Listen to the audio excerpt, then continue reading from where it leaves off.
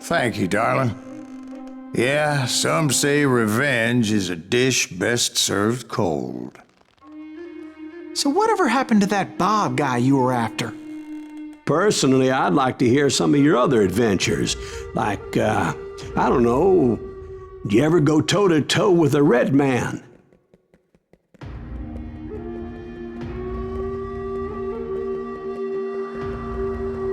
Yes, I did, Ben. I remember once I was after this renegade Apache, Grey Wolf. Strangely enough, revenge was also his primary motivation.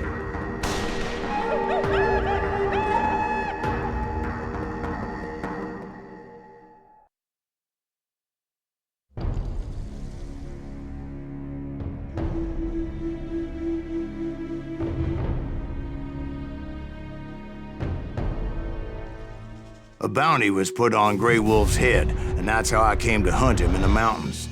Mountains so high they tickled the nether regions of heaven.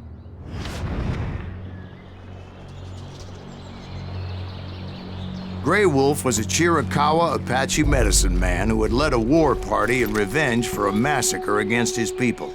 The U.S. Army had attacked his tribe during his daughter's sacred sunrise ceremony, and the slaughter was unspeakable. I understood his anger, as there's nothing more traumatic than seeing those you love die in a cruel and painful death.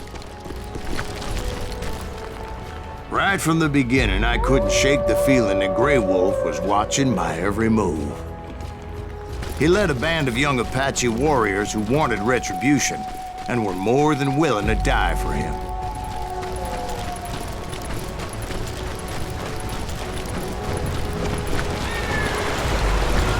They saw me before I saw them.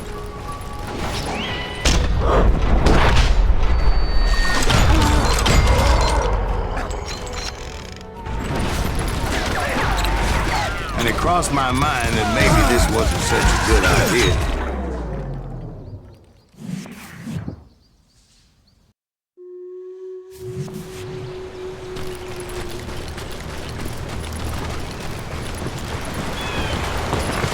They saw me before I saw them.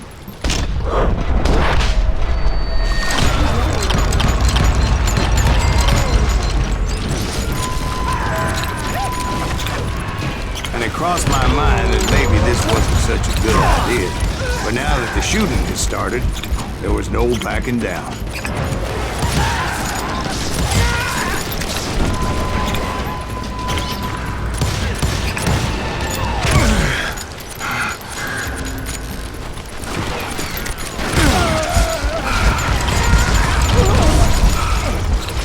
Rugged country, the winter home of the Chiricahuas, and that's why they had retreated there.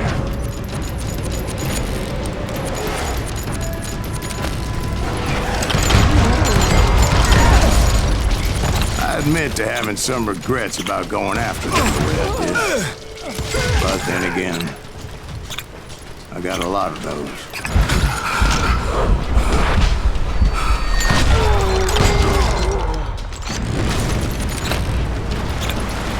Did you find Grey Wolf? Not at that moment, but I did find the entrance to their hideout.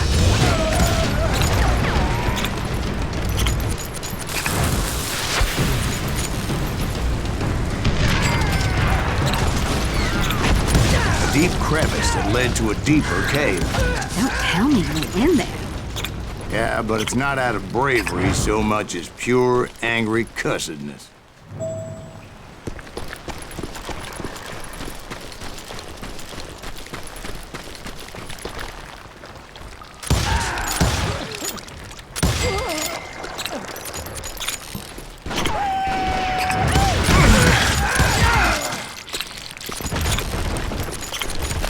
See, back then, I had a stubborn streak a mile wide. I wasn't about to back down. So it was like pitch black in there? Actually, it was pretty well lit, as they had torches on the walls.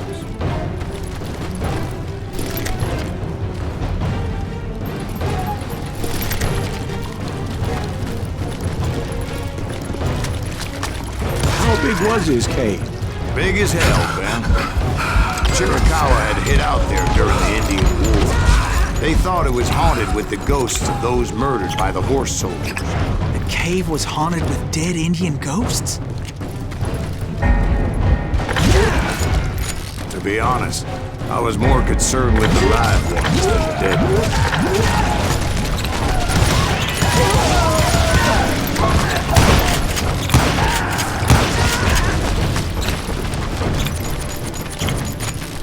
How come you know so much about engines? A few years back, I was married to two Mescalero women. At the same time? Yeah, they were sisters. Polygyny is traditional among the Mescalero. So what happened? Oh, I had to get out of there. Those girls never shut up. Both of them nagging at me all the time. Drove me half crazy. Haven't seen them since. No, I mean, what happened with Grey Wolf? Oh, well, I pursued him into the Cave of Death. I came upon this flooded grotto, and that's when I saw him. He came to me unarmed and unafraid. His voice echoed in the shadows, and I sensed he meant me no harm. You carry great darkness in your heart, and if you do not release it, it will claim your soul. The sound of his voice put some kind of ancient Indian spell on me. As his story unfolded in my mind, You will come to this place again and kill many more men, and the darkness will grow until it consumes everything that you are. The soul would have no rainbow if the eye had no tears. he said I was a great warrior, a coyote man, unequaled by any other pale-faced warrior, or something like that. The snakes will bite shadows of your past until a venom poisons your heart, and an echo of the song of the dead summons the spirits deep from within the mountains. I didn't quite get what he was saying, but there was definitely snakes. And indeed, his warriors surrounded me and attacked me like hungry wolverines. They couldn't stop me, though, and Grey Wolf wasn't in the mood for idle talk.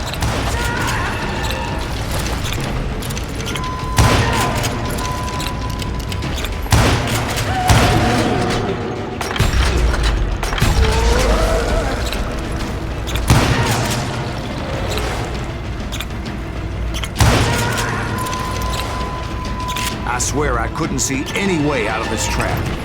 But suddenly, one just appeared. Kind of like a miracle.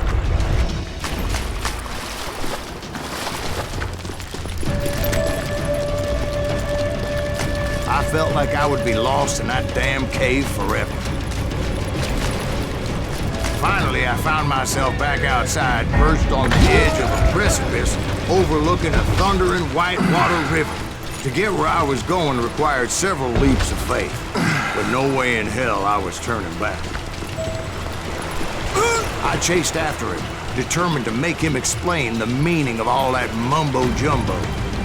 Mumbo-jumbo's right. Are you making this all up as you go? A few details may be fuzzy, brother, but I am relating exactly what happened. There were dozens of Apache warriors aiming at me from on high. Dozens. Well, maybe not dozens, but there was a lot of them. At least 3 or 4. Well, more than that, little lady. I had a steep climb up creek ahead of me and scrambled up those rocks like a mountain goat. I was determined to locate Grey Wolf and find out exactly what the hell he was trying to tell me. And wouldn't you know it, that crafty son of a bitch led me right into a trap. What kind of trap? Well, son, there had to be at least 100 Apaches surrounding me.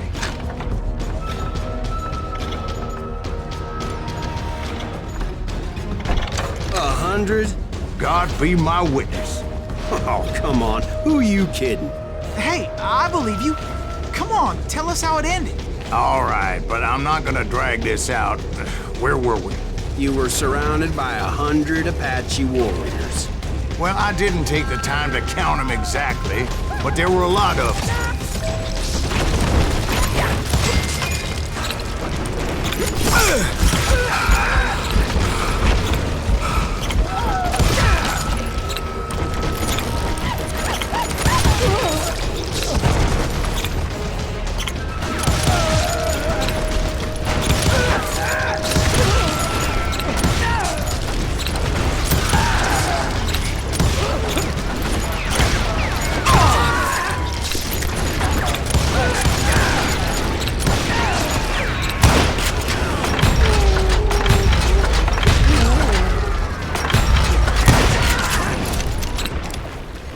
in the end, a path appeared before me that I had not seen before. I followed it as I desperately needed to find out what Grey Wolf was trying to tell me. But it was like that son of a bitch disappeared into thin air.